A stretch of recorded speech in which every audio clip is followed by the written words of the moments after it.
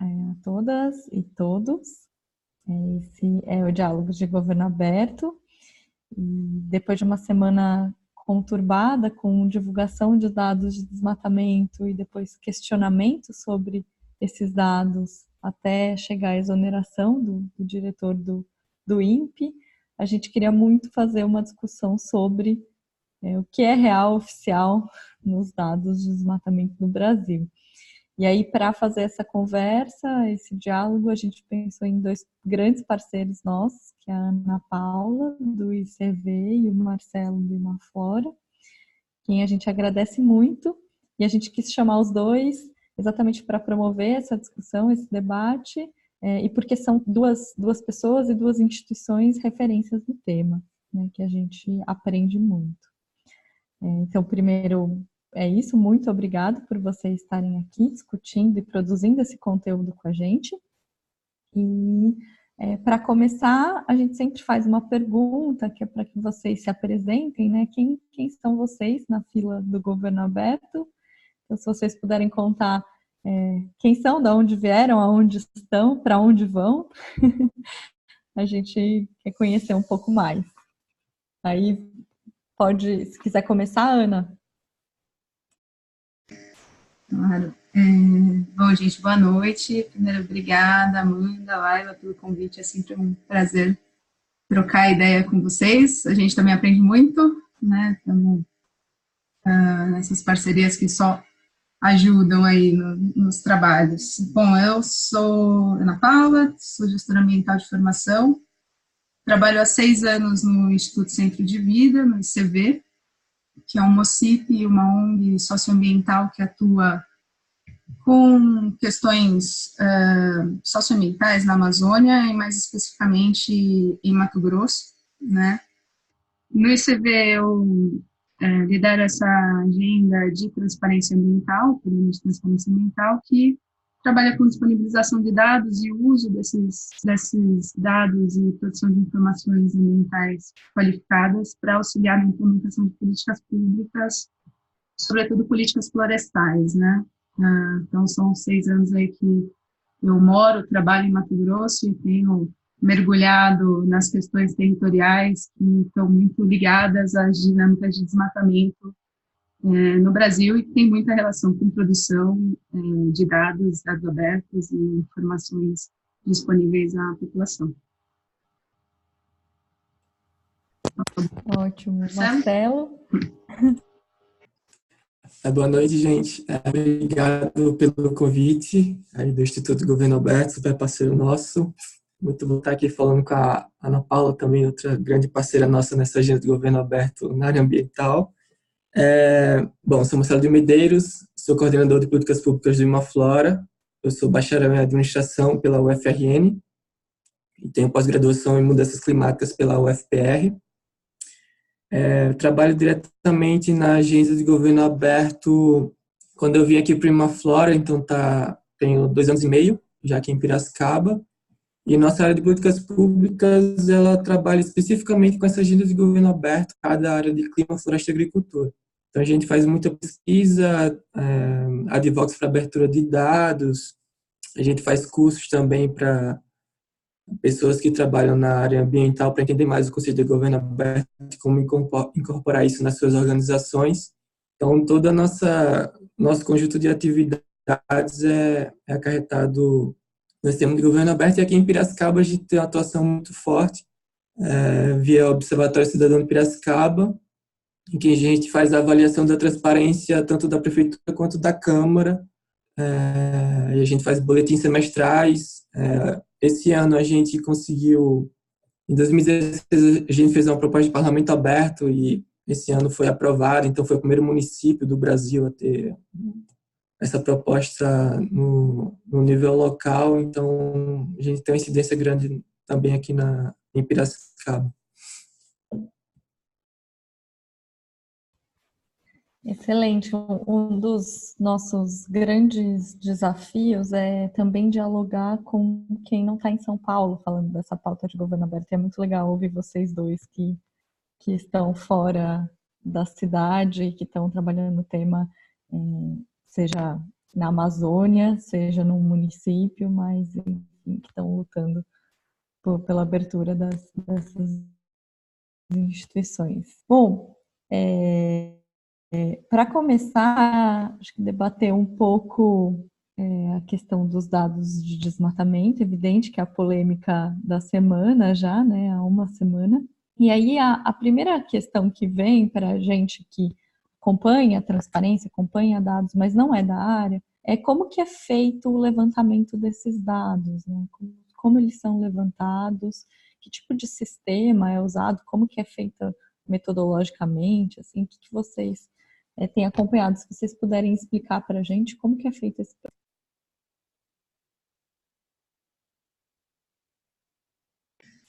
Eu começo ou você começa? Você que sabe. Posso falar um pouquinho? Aí depois passo a bola para você, Marcelo. Então, bom, primeiro fazer vou falar de dois sistemas, né, do INPE, basicamente, que tratam de desmatamento e que têm ocupado aí a mídia esses dias. Então, o INPE, ele tem basicamente o PRODES e o DETER. Então, um é um sistema de monitoramento do desmatamento por satélite na Amazônia mesmo, né, é uma taxa anual que o INPE divulga, de dados de desmatamento na Amazônia brasileira, e mais recentemente também eles estão divulgando os dados para o Cerrado, que é muito positivo. E tem um segundo sistema, que é o DETER, que é o sistema de levantamento rápido, é um alerta em tempo real de desmatamento. Então, basicamente, quando a gente está falando de desmatamento na Amazônia, a gente está falando de produção de dados pelo INPE, especificamente, a gente está falando desses dois sistemas, né? O PRODES, que é o nosso monitoramento anual do desmatamento, ele é feito desde 88, então a gente já tem 30 anos desse sistema. E ele é uma combinação de imagens de satélite ao longo desse ano, que tentam minimizar ali o efeito das nuvens, né? A Amazônia tem muita nuvem, que é formada ali pela evapotranspiração das árvores e tal. Então, é uma combinação dessas imagens, né, para minimizar isso, e a gente tem um mapeamento ao longo do ano do desmatamento na Amazônia brasileira. Ele é um sistema muito robusto e que tem várias análises científicas falando sobre a acurácia desses dados, né, então tem 95% de acerto nas análises. Ele é um sistema essencial para orientar nossas políticas de combate ao desmatamento. Ele tem uma questão muito interessante relacionada à abertura do dado. Então, apesar de a gente ter sido lançado em 88, ele foi ter uma política de transparência em 2004. Então, a partir de 2004, esses dados são divulgados para a sociedade, são públicos e permitiram, inclusive, essa evolução tanto de análise de desmatamento. Então, a partir do momento que está ali a sociedade civil pega, também faz as suas outras análises em cima desse dado, mas também que a comunidade científica se debruçasse sobre ele e garantisse ali a qualidade disso. Para quem tiver interesse, eu recomendo aí um artigo muito bom do professor Raoni Ragião, que chama Blame Games in the Amazon, que conta exatamente o processo histórico de abertura dos dados do INPE, desses dados do PRODES especificamente, como ele era usado antes para jogadas políticas e como depois o INPE também conseguiu ter um posicionamento um pouco mais isento, né, do uso político do dado, porque ele virou um dado aberto, com periodicidade certinha e tal. Então, é muito bacana em termos de estudos, para quem está estudando dados abertos, processo de abertura de dados é bem bacana. E ele tem essa característica, então, de ser um dado anual, que orienta as políticas públicas, e o DETER, por sua vez, que é o que está ocupando a mídia hoje, ele é um sistema de alerta criado em 2004, né, que também tem um grau de transparência muito bom, os dados são divulgados, ele só tem um delay no dado, porque ele é um dado feito para fiscalização. Então, ele foi lançado para auxiliar as ações de fiscalização do IBAMA, ele é um dado que se tem diariamente, e ele tem uma influência muito grande na redução do desmatamento pós-2004, assim, teve um efeito muito positivo para orientar as ações de fiscalização dos órgãos de controle, E que hoje, né, nessa divulgação que a gente tem dia a dia, a gente também consegue observar as tendências para o ano, né, de aumento ou redução do desmatamento. O que a gente tem feito e visto na mídia hoje é que os dados mensais desse sistema de alerta, eles estão muito maiores do que quando comparado ao mesmo período do ano anterior, indicando que muito provavelmente a gente vai ter um aumento grande de desmatamento na Amazônia. Né? Ele já demonstra o desmatamento, ele é um sistema que hoje, desde 2015, ele pega, e a precisão dele é de 1 hectare, né? Então ele tem uma precisão muito boa. 1 hectare é, na medida internacional aí do desmatamento, um campo de futebol. Então, a partir de um campo de futebol aberto, ele já consegue detectar e enfim, é um dado também que tem um alto grau de confiança e de qualidade. Passo a bola para o Marcelo, se quiser complementar um pouco essa... Ótimo. Quer alguma coisa, Marcelo? Não, acho que é isso. Acho que é importante ressaltar o que a Ana falou. São sistemas diferentes, que utilizam satélites diferentes, que têm acurácia diferente. São feitos para objetivos diferentes, né? Como a Ana falou, o DETER realmente é para dar esses alertas para o IBAMA e outros órgãos de fiscalização. O PRODES é realmente o sistema oficial, então ele tem um processamento mais longo, e depois ele é consolidado geralmente em dezembro, né? Quando o INPE dá o desmatamento foi esse.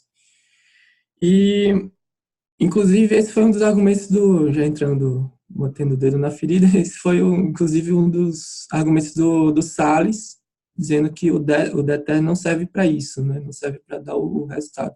Só que, como a Ana falou, realmente existe uma acurácia, um nível de correlação muito grande entre os dois sistemas, né? Então, o DETER ele realmente consegue mostrar se há um padrão, se há um aumento ou uma diminuição da taxa de desmatamento com uma relevância bastante grande.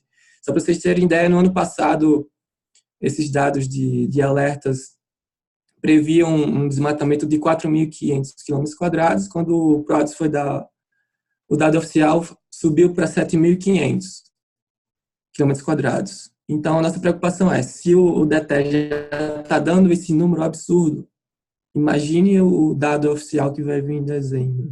Então, a gente realmente está super ansioso. E eu acho que até interessante você ter terminado com isso, Marcelo, porque a gente queria entender melhor como que as organizações também, as organizações da sociedade civil acompanham esses dados, né? Vocês também fazem análises, além da própria análise oficial, essa é uma dúvida, e o que é possível fazer, né? O que é possível criar a partir desses dados, né? Que tanto o ICV, Imaflora ou outras coalizões no tema, né, tem feito com base nesses dados e como tem pautado a sua atuação. Deixa eu começar aqui. Bom, os dados são super utilizados e é muito interessante você ver também o quanto que aumentou a produção de informação sobre desmatamento a partir do momento da abertura dos dados do PRODES, né? Então, inclusive em pesquisas científicas, nós temos um número muito grande pós-2004 de cientistas se debruçando sobre esse tema e auxiliando na discussão.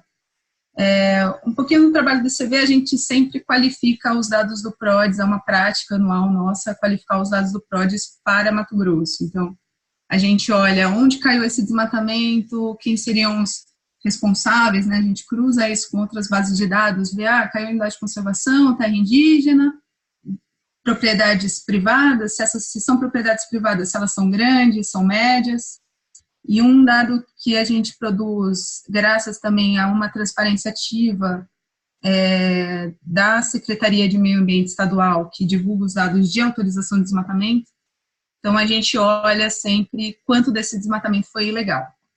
E os dados, isso é um dado bastante inédito, até final do ano passado, na COP, o ministro do Meio Ambiente falou, a gente não sabe quanto o desmatamento é legal ou ilegal, logo não dá para falar que ele tem que parar ou não. Isso é sempre um argumento muito utilizado nas mesas de negociação sobre desmatamento, né? E os índices que a gente tem de taxa de legalidade para Mato Grosso, ele está em torno de 90%. A Amazônia, geralmente, nesse último ano, 85% era desmatamento ilegal, e no Cerrado, 95% de tudo que foi desmatado é ilegal. Então, é uma informação... 95% de ilegal, é isso? Ilegal. Ilegal. Práticas erradas. Sem autorização, sem o direito de desmatar, né? O produtor, não sei nem se é um produtor especificamente, né, que a gente está falando, mas o vetor de desmatamento foi ilegal, sem autorização, ou seja, algo a ser responsabilizado, fiscalizado e responsabilizado, né. Então, esse é um dos temas que a gente trabalha, mas acho que vale falar do PRODES também, como ele serve para as iniciativas de combate ao desmatamento gerais, assim. Então, ele é utilizado tanto para os órgãos de fiscalização ambiental, mas também por outros, né? Então, a FUNAI utiliza esses dados para olhar para a questão das terras indígenas, outros órgãos públicos, a própria iniciativa privada utiliza o PRODES como referência nos seus compromissos de combate ao desmatamento. Então, a gente tem uma série de acordos entre instituições privadas, empresas que tentam limpar suas cadeias, né, do desmatamento, como o TAC da carne ou a moratória da soja, né, que são compromissos feitos e que têm que ser verificados e monitorados, e usam esses dados de desmatamento também nesse acordo como referência, né. Então, se tem desmatamento detectado pelo PRODES nessa propriedade, eu não posso comprar soja dela. Ou se tem desmatamento na fazenda, né, desse produtor de gado, eu não vou comprar o gado dele, né, se for um desmatamento recente. Além desses, vários outros acordos que envolvem grandes empresas, né. Então, ele é muito importante também para essas iniciativas privadas que têm contribuído para o controle do desmatamento na Amazônia como um todo. E, por fim, esses dados de desmatamento também são referências para a gente receber, para o Brasil receber recursos por ter evitado o desmatamento, por ter evitado emissões, né, de gases de efeito estufa por desmatamento. Então, hoje, por exemplo, o Fundo Amazônia recebe recurso com base nos dados anuais do PRODES. Então, a gente já recebeu 3,4 bilhões de reais da Alemanha e da Noruega por ter comprovado, né, a partir desse sistema de monitoramento, que a gente reduziu as nossas emissões. Além disso, tem também o Fundo do Clima Verde, que a gente acabou de ter um projeto aprovado de 96 milhões de dólares. Os governos estaduais estão começando a receber recursos também com base nesses resultados. Então, é algo de referência tanto para a política pública, para o trabalho das organizações da sociedade civil também, que têm iniciativas que pretendem contribuir para a redução do desmatamento, para o setor privado e também como referência nos mecanismos de financiamento climático que tem hoje no Brasil. Então, a perda é muito grande caso a gente deixe de utilizar esses dados que são conhecidos e mundialmente chancelados, né, digamos assim, na atualidade.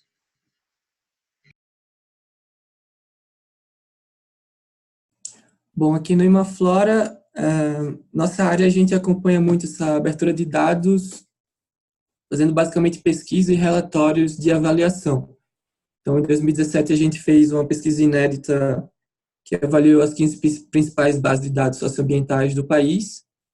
E aí, já que o tema é desmatamento, a única base puramente socioambiental que ganhou os 100% de abertura, os 10 critérios que a gente analisou, foi justamente o DETER.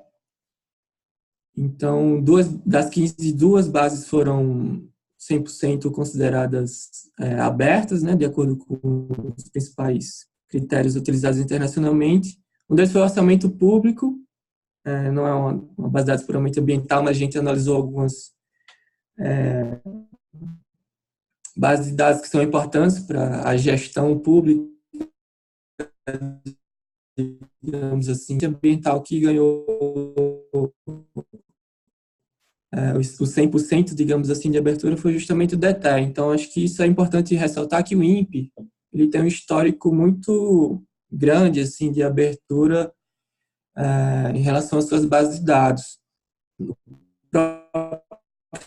site do PRODES, você consiga, né, o Sistema de Informação Geográfica. Ressaltando aqui que o INPE, historicamente, sempre foi um órgão sempre disposto à abertura das bases de dados. Quando a gente lançou outra pesquisa de governo aberto, né, foi 2 anos de pesquisa, 58 categorias de dados, quase apenas metade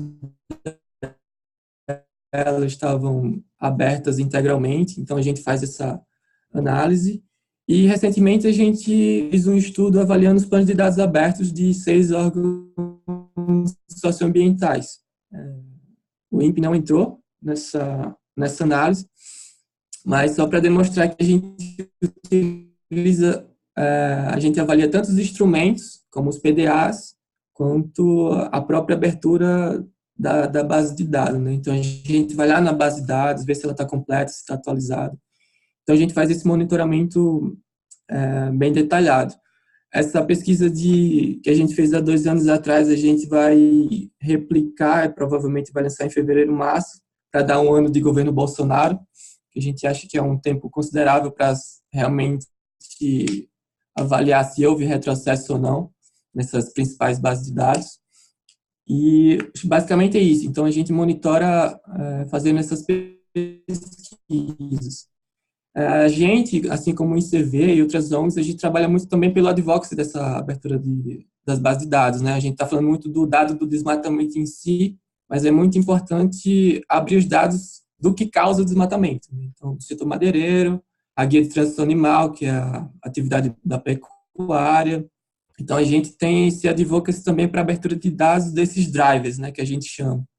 E no Imaflora a gente tem hora de geoprocessamento, mas a gente não faz um trabalho igual o ICV e o Amazon faz, né? Realmente eles têm uma metodologia que consegue identificar se o desmatamento de Mato Grosso, o quanto é legal, o quanto é. Então, o ICV e o Amazon realmente são referência nesses sistemas alternativos, digamos assim, da sociedade civil.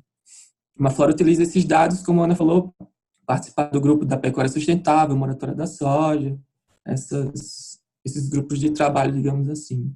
Acho que é isso. Ótimo, já surgiram algumas questões aqui. Uma dúvida da Amanda pontual é se o segundo sistema, os dados são divulgados com qual periodicidade e se elas coincidem. Pelo que eu entendi, não, né? Elas são... Isso. O DETER, ele é uma detecção rápida, assim. Então, você tem dados para os órgãos de fiscalização, eles são liberados diariamente.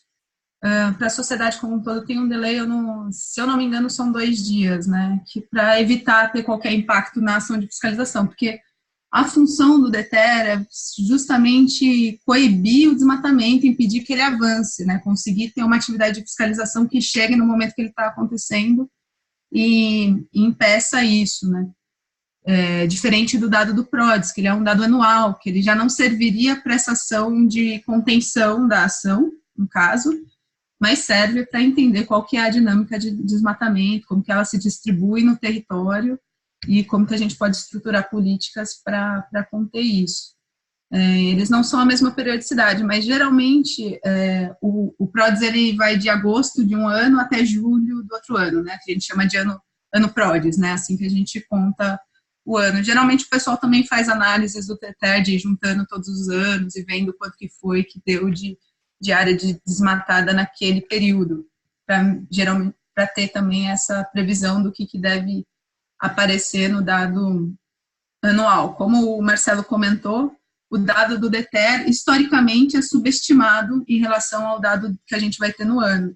de 2015 para cá, geralmente dá uns 30%, né? Na média ali que você vê uns 30% a menos, mas não tem uma correlação efetiva e tal.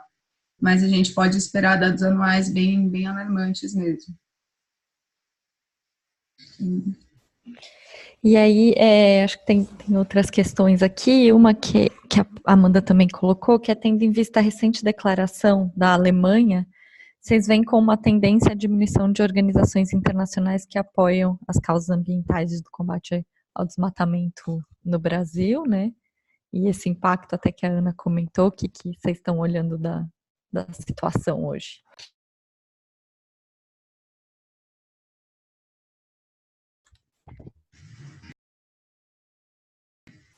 Então, deixa que eu deixo aqui, não sei se o Marcelo... Pode começar, Marcelo, depois eu... Quer começar, Marcelo? Pode ser.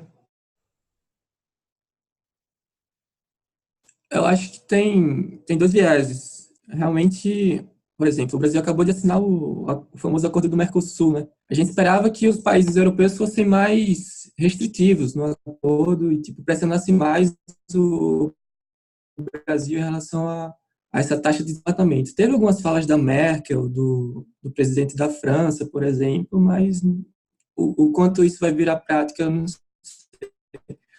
O da Alemanha foi surpresa, assim, esse bloqueio do repasse. Então, mostra que os países, eu acho, vão começar a jogar mais duro. Agora, eu acho que também pode haver eu acho que não um bloqueio diretamente, mas talvez um passe de recurso, em vez de dar para o governo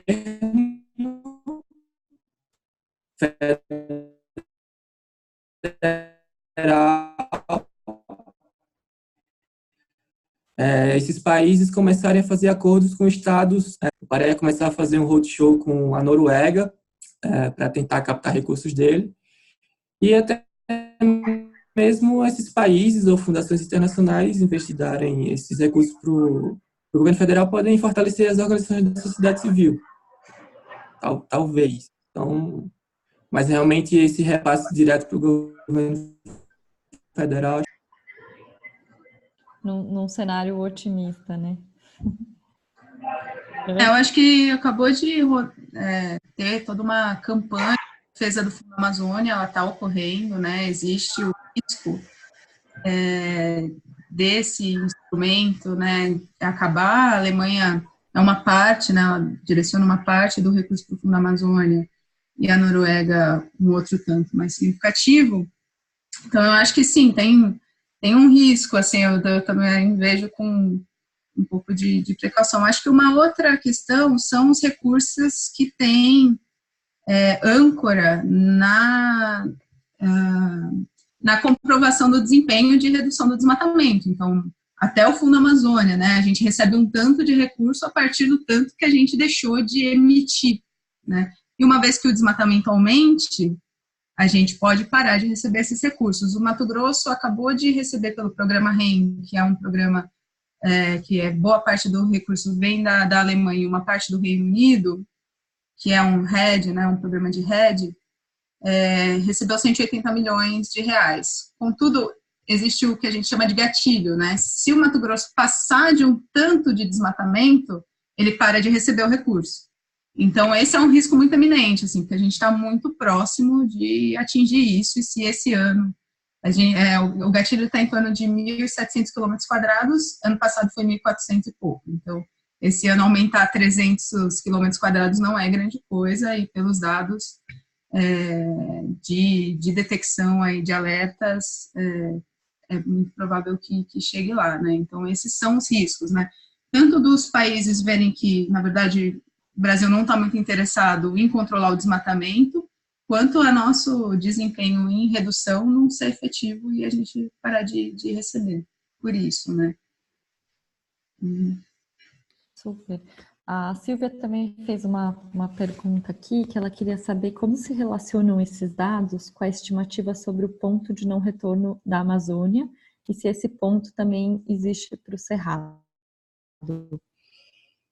Aí vocês explicam para a gente que não é da área o que é ponto de não retorno.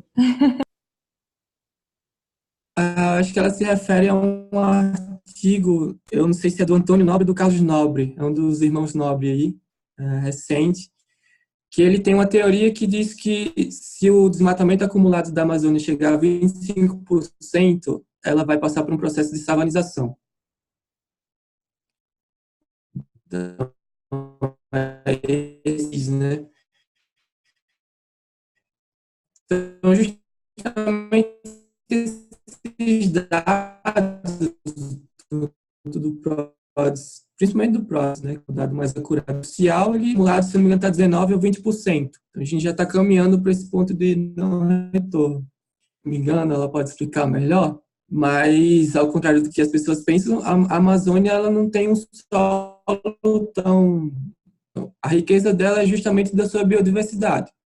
Então, se houver um desmatamento, um corte raso mesmo, e ela for perdendo essa biodiversidade, toda a riqueza dela, ela se extingue também.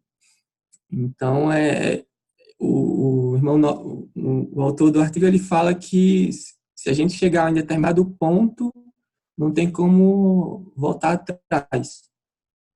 Eu acho que é isso. E pelo que ela perguntou aqui, eu não sei se existe para o Cerrado esse ponto de cálculo. Não sei, porque é um bioma bem diferente, com características biofísicas diferentes, né? Então, não sei se teria esse ponto de não retorno também. Na verdade, desconheço alguma pesquisa que tenha se aprofundado exatamente nisso para o Cerrado, mas vou aproveitar a deixa para falar um pouco do Cerrado, que eu acho que é bem importante a gente se atentar para os dados de desmatamento do Cerrado. A gente tem toda uma construção em torno da Amazônia, né, e das políticas de combate ao desmatamento da Amazônia, mas é muito importante a gente começar a debater Cerrado também. Ele tem dados, os dados do DETER, eu estava analisando um pouco o aumento do DETER aqui em Mato Grosso, né, então na parte, Mato Grosso tem 3 biomas, 60% Amazônia, uns 30 e poucos por cento ali de 39% de Cerrado, um pouquinho de Pantanal, e os dados do DETER para a Amazônia, eles aumentaram 23% em relação ao anterior. O Mato Grosso não é um dos estados que está com mais alertas, né? A gente, historicamente, o estado contribui bastante para o desmatamento, mas os dados de aumento do DETER para outros estados estão muito maior, e puxando essa média aí, mas está 23% de aumento nos dados do DETER da Amazônia, enquanto no Cerrado o aumento é de mais de 40%. Então, o Cerrado está sendo consumido muito rápido também, e ele tem um nível de proteção legal muito menor que a Amazônia. Enquanto na Amazônia você pode abrir só 20% da sua área, né, 80% você deveria deixar protegida, o Cerrado é o inverso, ele varia de 35% a 20% a área de mata que você tem que deixar, o resto você pode abrir. Então, ele tem uma proteção legal, digamos assim, muito menor que a Amazônia, e, ao mesmo tempo, os acordos de cadeia, por exemplo, os acordos da soja, da pecuária, não abrangem esse bioma, né? Eles estão todos voltados para a Amazônia. Então, enquanto você não compraria gado de uma área que foi desmatada recente na Amazônia, um gado desmatado numa área recente legal no Cerrado, ele não tem esse embargo, né? Digamos assim. Ele não tem esse problema nas compras, né?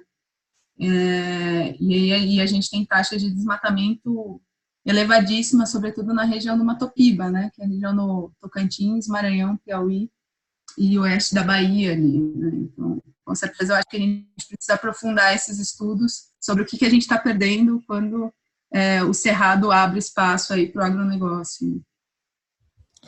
Ana, aproveitando esse gancho, desde que você falou da pesquisa do ICV, né, no Mato Grosso, eu fiquei muito curiosa para saber se vocês fazem ou alguma outra instituição, organização, coalizão faz um estudo de aonde está o desmatamento, qual é o maior bioma, em que área tem maior desmatamento, e aí queria te perguntar, o Mato Grosso não é o estado, qual é o estado que tem a taxa de desmatamento?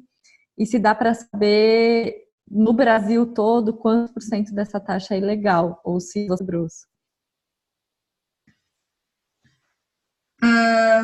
Bom, quando a gente está falando de relaxamento, os sistemas são meio que estratificados focados, digamos assim, para o bioma, né? Então, você tem o Prodes Amazônia, o Prodes Cerrado. Na Amazônia,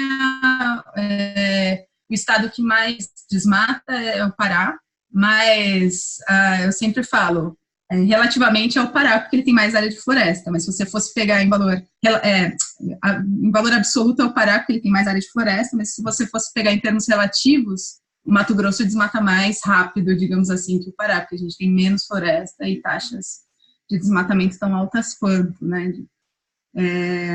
Então, bom, é sempre esses dois estados aí, Pará e Mato Grosso, em termos de desmatamento da Amazônia. O Map Biomas, que é uma plataforma de monitoramento da cobertura, né, do uso do solo no Brasil independente, né, feito por ONGs, não é um dado oficial, ele tem um sistema de alertas de desmatamento também, e ele tem analisado esses dados de ilegalidade no Brasil todo, né? Quando a gente volta para os sistemas oficiais, a gente tem uma grande dificuldade que é a transparência dos dados das OEMAs, né?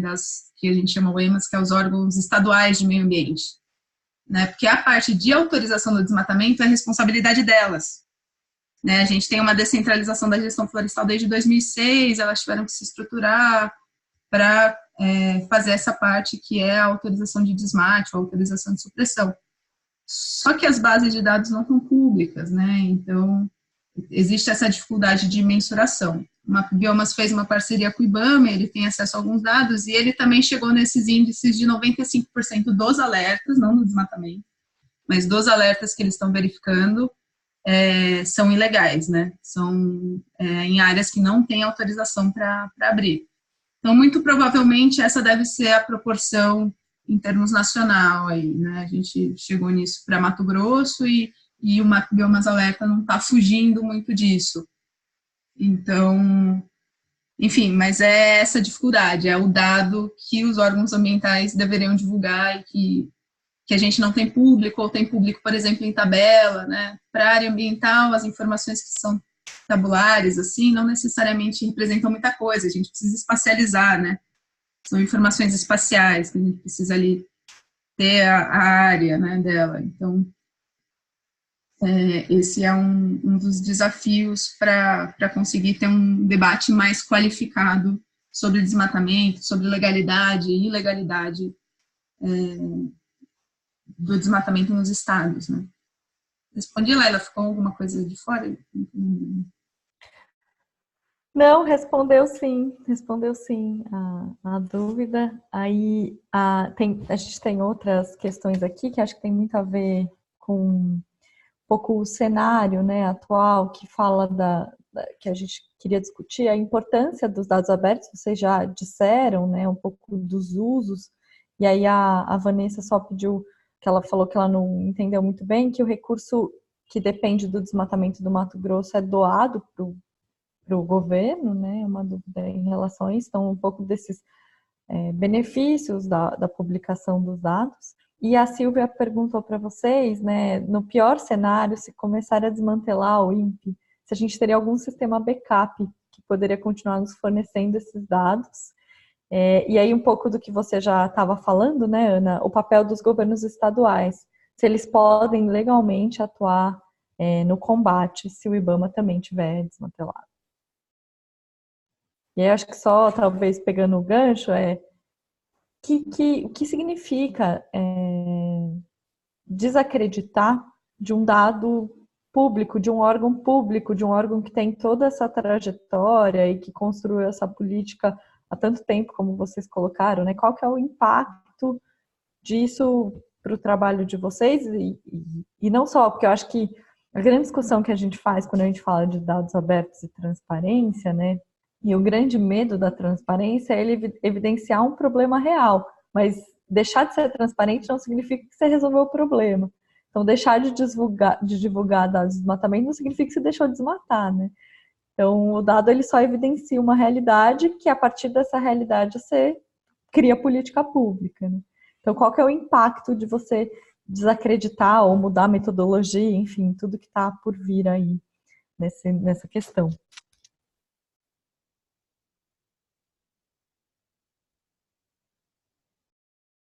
Vai lá, Marcelo, tá? Bom, respondendo aqui a questão do backup, né?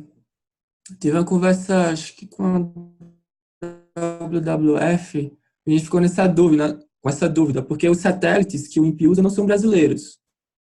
O PRODES são 4 países, Reino Unido, Índia, China e Estados Unidos, e o do DETE é China e Índia. Então, o governo brasileiro, o INPE, tem parceria com esses países. Então, o satélite vai continuar obtendo os dados.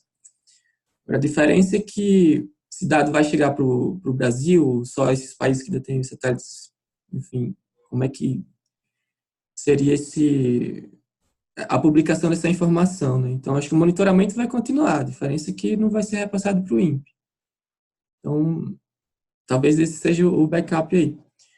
Em relação aos governos estaduais, acho que a Ana pode falar melhor, porque ela tem uma atuação bem estadual, a gente tem uma atuação super federal, mas acho que é muito no sistema de fiscalização das OEMAs, né, da Secretaria de Meio Ambiente. Agora, eu não sei se elas têm um poder de fiscalização tão grande quanto o IBAMA, a Polícia Federal, tem, né?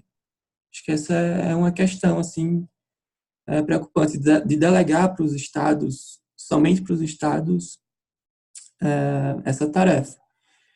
Em relação ao impacto, acho que deu uma travada aqui. Vocês estão me ouvindo? Aqui travou a tela. Em relação ao impacto dessa questão do INPE,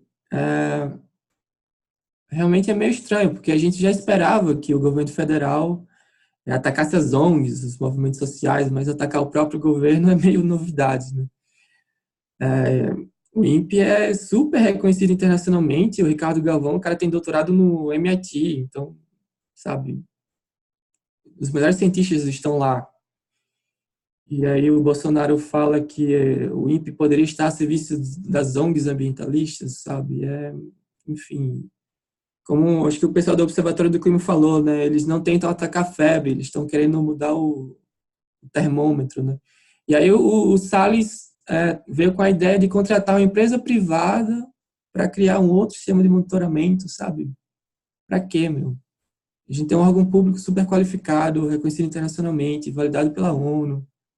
Então, realmente é complicado. Eu acho que a mensagem que passa para os outros órgãos, e, sinceramente, o presidente da República já falou isso, tipo, ou vocês falam o que a gente quer ouvir, ou meio que vocês estão contra a gente, sabe? Vocês estão a favor de outros interesses, e realmente isso é super preocupante. E aí ele já colocou o novo diretor do INPE, um coronel, né? Ele já chegou falando que mudanças climáticas não é a praia dele. Já foi o cartão de visita. Então, realmente, a gente, enfim, fica preocupado. Eu acho que é uma perda muito grande, assim, que dá uma confusão sobre o que a gente teria que fazer agora, né? Então, o aumento dos dados do desmatamento, eles são uma reação ao discurso, digamos assim, de que não existe legislação ambiental, a própria ameaça que a gente tem visto no Congresso, né, de flexibilização das leis ambientais e da própria desestruturação dos órgãos de fiscalização, dos órgãos federais. Então, a gente teve, todos os superintendentes do IBAMA foram exonerados, e muito recentemente alguns já foram nomeados, né? Então tem um processo muito de enfraquecimento dos órgãos de fiscalização e de um discurso, né, de que não é para a área ambiental empatar, digamos assim, o setor econômico, né, o setor produtivo, né, e a gente está vendo isso se materializar no chão com esses dados, né. Essa busca por novos sistemas e contratação de empresas. No fim, assim, sistemas de detecção de desmatamento a gente tem vários. A gente tem sistemas oficiais, como o DETER, muito bom, robusto, tem sistemas da sociedade, e o que a gente vê é que, por mais a gente tem um número de alertas que a gente não consegue fiscalizar. O Brasil não tem equipe de fiscalização e não consegue dar andamento na responsabilização disso, seja pelo órgão federal, seja pelos órgãos estaduais. O gargalo, ele está ali na fiscalização e responsabilização, né? Que é onde a gente deveria estar pondo foco agora e não questionando os nossos sistemas de detecção e de monitoramento do desmatamento. Em relação à competência, os governos estaduais são, sim, competentes em termos da fiscalização e combate ao desmatamento, né? Tem o órgão federal, o IBAMA, ele tem essa função também muito voltada para as áreas da União, então terras indígenas, né? As próprias unidades de conservação federal, eles atuam mediante denúncia e tal, mas nos imóveis privados, essa fiscalização do imóvel privado, ele é muito da responsabilidade do governo estadual, e pelo que a gente tem visto, é onde está concentrada a maioria do desmatamento. 60% do desmatamento em Mato Grosso, ele ocorre em imóveis privados, né? 1/3 é em imóveis privados e grandes imóveis, né? Então, você consegue, inclusive, responsabilizar porque você tem o cadastro daquele imóvel. E isso é muito competência dos governos estaduais, sim, eles têm que se mobilizar para conseguir combater o desmatamento e ter isso como uma das políticas prioritárias a serem realizadas, né? Ao mesmo tempo, a gente vê também muitos governos, alguns governos, não quero acreditar que são todos, né? Mas, por exemplo, teve uma fala do governador do Acre que, no meio de um evento, que ele falou, olha, não paguem nenhuma multa, né? Porque no meu governo não é para isso acontecer, é para a gente produzir. Então, não paguem nenhuma multa que o meu órgão, o órgão do Estado, o IMAC, der, né?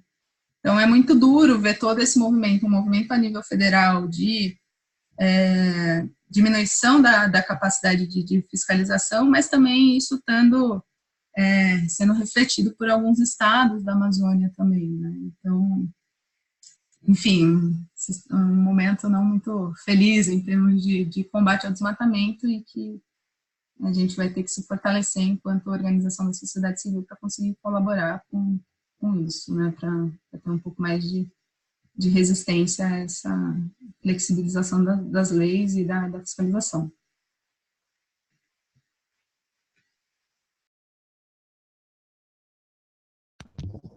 Ótimo. Acho que a gente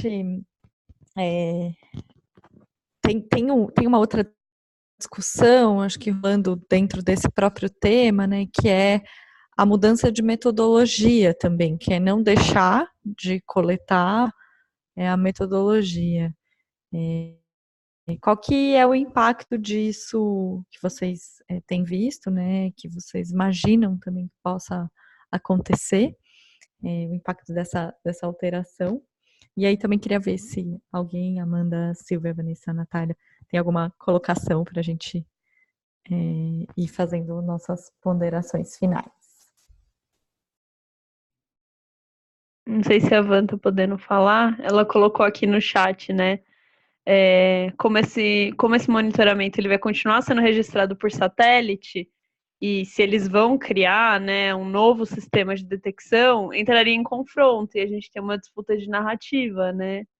Acho que é uma coisa, a Lela tinha perguntado também antes, como são satélites compartilhados com outros países, eu fiquei pensando um pouco em uma preocupação de questão da soberania, né, dos nossos dados, mas nesse contexto pode ser um backup, né? Mas como a gente conseguiria, né, esses dados com esses outros países, para a gente ter uma disputa mesmo de narrativa e confrontar essas informações. Acho que também esses outros sistemas de monitoramento que vocês comentaram também vão servir para disputar essa narrativa do que está sendo, de fato, o desmatamento no Brasil, né? Acho que essa vai ser esse confronto do que é verdade, do que é mentira. Acho que vai estar muito em voga entre vários assuntos, mas acho que na questão ambiental também.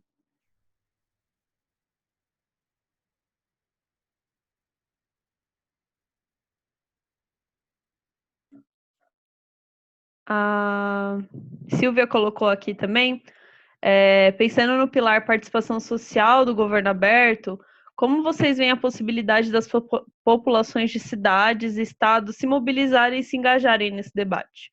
Como veriam uma deliberação cidadã sobre políticas para combater o desmatamento e sobre mudanças climáticas, conforme uma das demandas do Extinction Rebellion? Perguntinha da Silvia para vocês.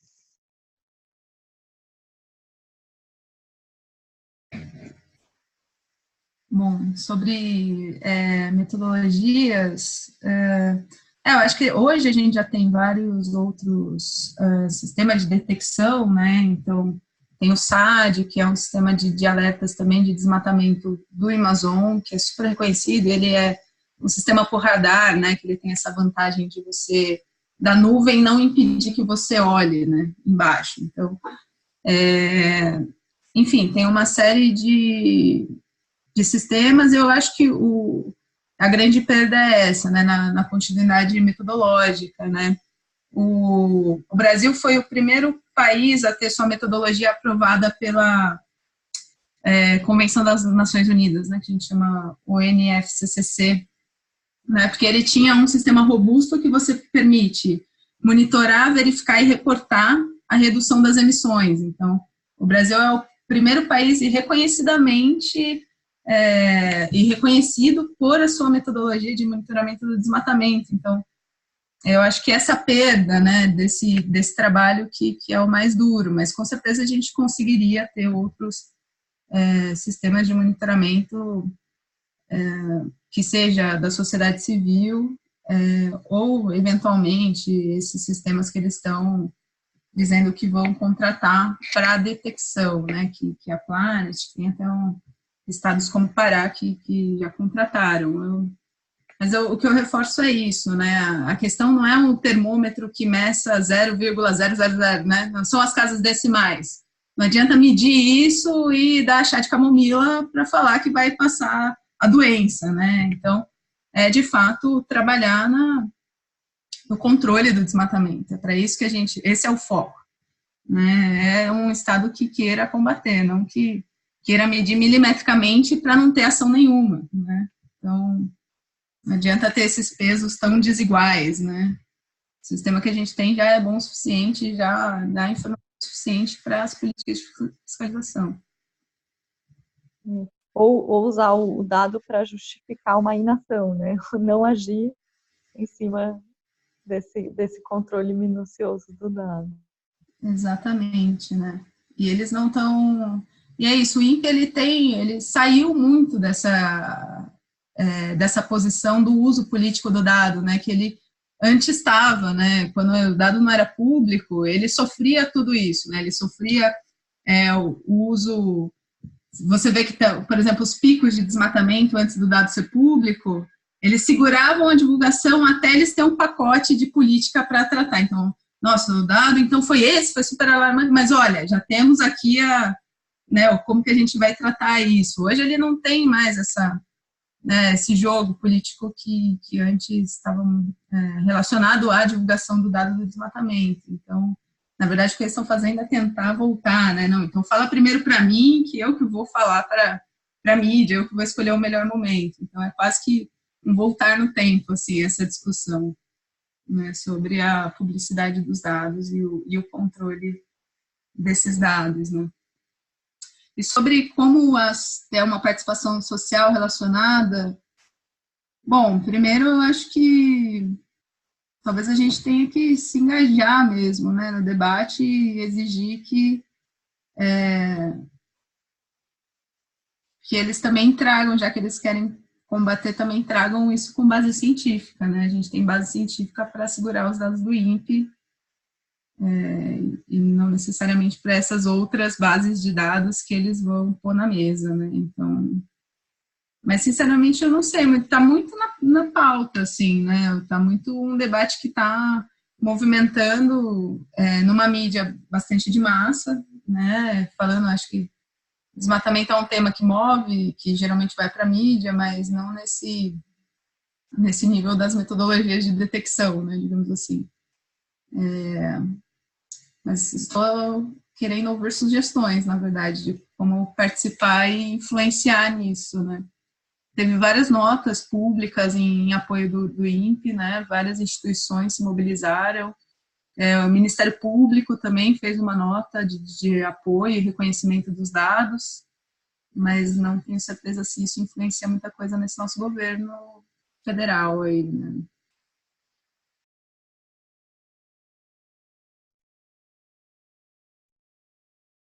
Marcelo tem.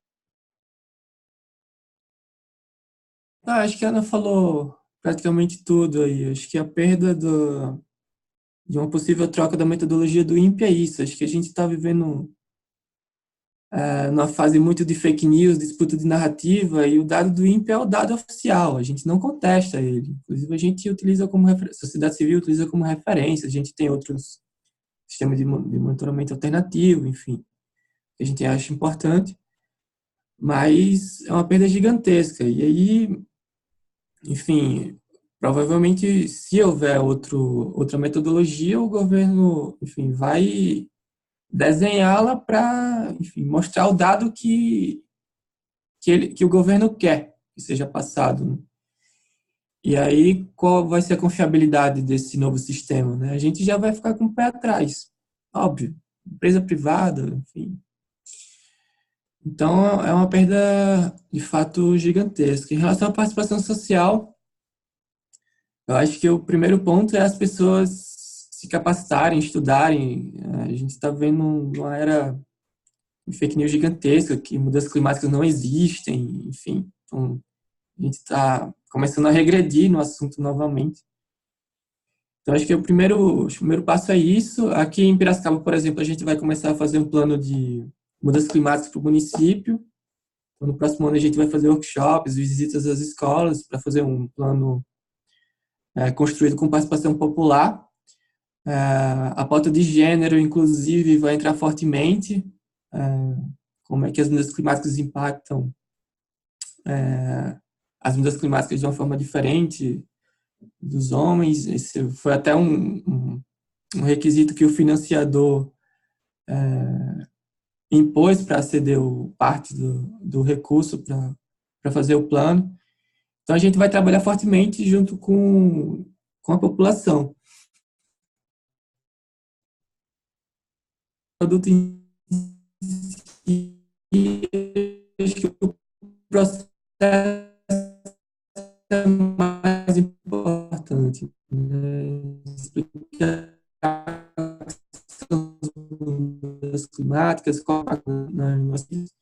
e a de Paris teve todo um movimento interno, tanto da sociedade civil quanto de alguns estados importantes, que é o We Still Win, se não me engano, We Are Still Win, tipo, nós continuaremos na luta, algo do tipo, né? Porque realmente mostra a importância desses governos locais subnacionais, né? Então, se o governador e o prefeito, ou até mesmo a sociedade civil, que seja um movimento de baixo para cima, né? Sociedade civil puxando essa pauta, a gente tem que se mobilizar. Acho que o governo federal é super importante, mas o poder está nas nossas mãos também. Excelente, excelente, gente. Nossa, primeiro que é muito impressionante, assim, o quanto a gente desconhece desses detalhes, né, da política, e o quanto isso que vocês trouxeram dos dados, né, eles evidenciam uma realidade muito alarmante.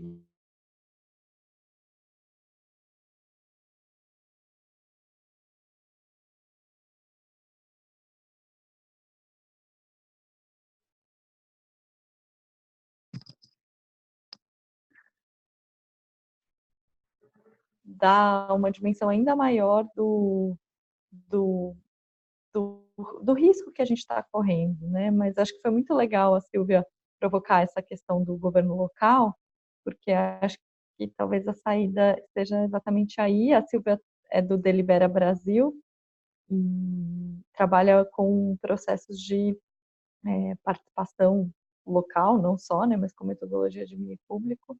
Teve um diálogos com ela também muito legal. E aí eu acho que tem um elemento que a gente foi olhar, né, sobre essa questão do INPE, da alteração, da mudança metodológica, da alteração de procedimento, que a própria lei de acesso estabelece a responsabilização dos gestores pela divulgação dos dados, né? Então, inclusive pela não divulgação, ou pela alteração, ou pela mudança, né? Então, qualquer forma de tentar, acho que ludibriar os dados e as informações públicas é passível de corresponsabilização. por parte dos agentes públicos. Então, acho que é algo que a gente tem que estar também ligado e pressionando. Acho que a gente teria mais várias horas para conversar sobre vários assuntos que vocês trazem, mas a gente cumpre com o horário para não estender muito mais. Queria, de novo, reforçar o agradecimento nosso a vocês, dizer que foi uma aula mesmo, e tenho certeza que muita gente que não pôde estar aqui hoje, mas que mandou mensagem, vai ouvir depois, vai acompanhar e vai acho que reconhecer e conhecer um pouco mais da política e da importância dos dados. Queria muito agradecer vocês mesmo. E aí, a partir de hoje à noite, amanhã cedo, o conteúdo já vai estar disponível para a gente poder divulgar e cumprir uma parte desse processo de formação e conhecimento dos dados sobre desmatamento no Brasil. Amanda também, não sei se quer finalizar, tá? Queria agradecer muito, foi uma super aula para a gente que lida com a gente estava brincando esses dias que a gente está, né, questionando o dado em vez de questionar o problema. Então, não é o problema o dado, o problema é que está desmatando. A gente está vivendo isso. Queria agradecer, foi um super aprendizado mesmo, e acho que quem vai ouvir depois vai aprender muito também. Foi muito legal, gente. E tem pessoas agradecendo aqui, acho que é o pessoal que não consegue falar. Obrigada, gente. Mas é Queria isso, agradecer Ana, também. Marcelo, muito, muito obrigada. Obrigado, gente. Um abraço, a gente se encontra nos próximos processos por aí.